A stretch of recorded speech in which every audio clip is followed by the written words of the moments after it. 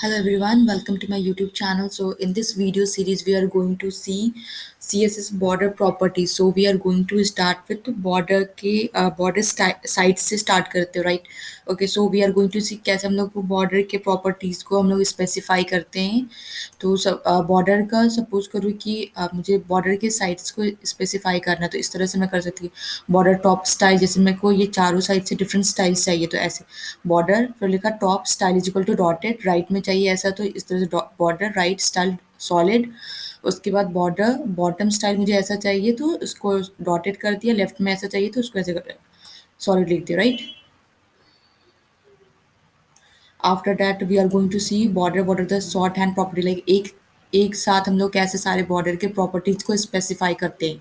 तो एक मैंने पैराग्राफ बनाया. पैराग्राफ के अंदर मैंने जो भी पैराग्राफ उसका बॉर्डर मैंने स्पेसिफाई किया. उसका विड्थ जो होगा 5 लाइक उसका विड्थ 5 पिक्सल का होगा. उसका स्टाइल होगा solid and the colour of that border will be red.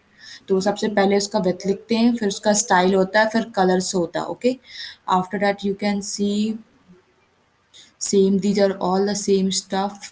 ये पहले बॉर्डर का स्टाइल कर दिया और उसके बाद अगर बैकग्राउंड कलर में आपको कुछ यहाँ पे ये वाला किया है कि लाइक पहले बॉर्डर का जो भी मुझे स्टाइल्स देना था वो मैंने दे दिया. आफ्टर दैट जो भी मैंने बनाया बॉर्डर उसका कलर कौन सा यहाँ पे एक border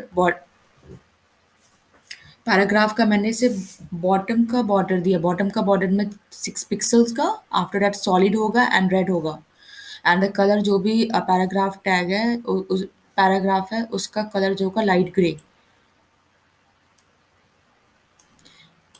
bounded sorry rounded rounded borders में कैसे स्पेसिफाई करोगे. एक मैंने पैराग्राफ टैग बनाया बॉर्डर का प्रॉपर्टी स्पेसिफाई किया.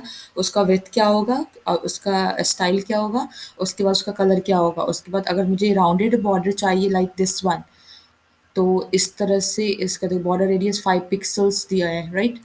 तो इससे आप जितना भी आप बढ़ाते जाओगे इसके वैल्यू को उसका कॉर्नर उतना राउंडेड होता जाएगा.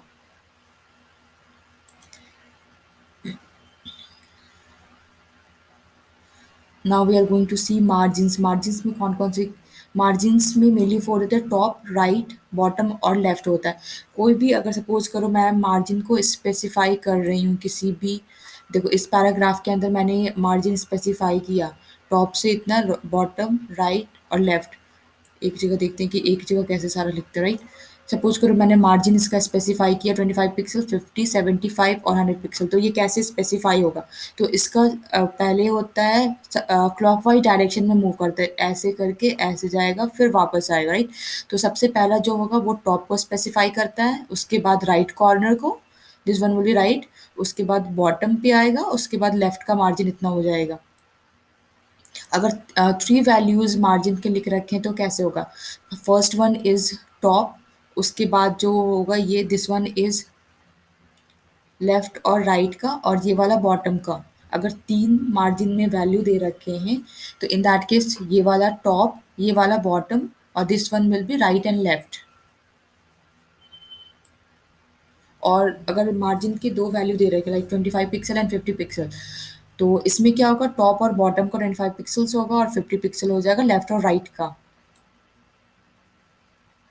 और अगर मार्जिन में सिर्फ एक वैल्यू रखें तो मतलब टॉप राइट लेफ्ट और बॉटम सब में एक ही वैल्यू 25 पिक्सल्स हो जाएंगे राइट.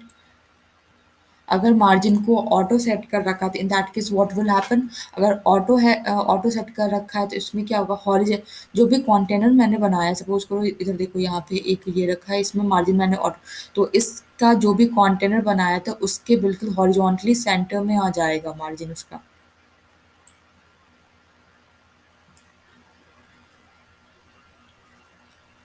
अगर मार्जिन में इनहेरिट कर मतलब इनहेरिट मतलब जो भी पहला इससे इसका पेरेंट्स होगा उसके प्रॉपर्टीज को ये ले लेगा राइट. सपोज करो यहाँ पे मैंने एक डिव बना रखा है. डिव का मैंने बॉर्डर दे रखा है.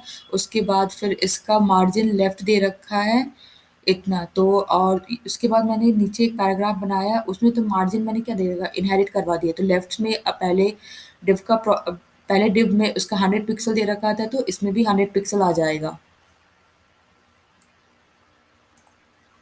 Margin collapse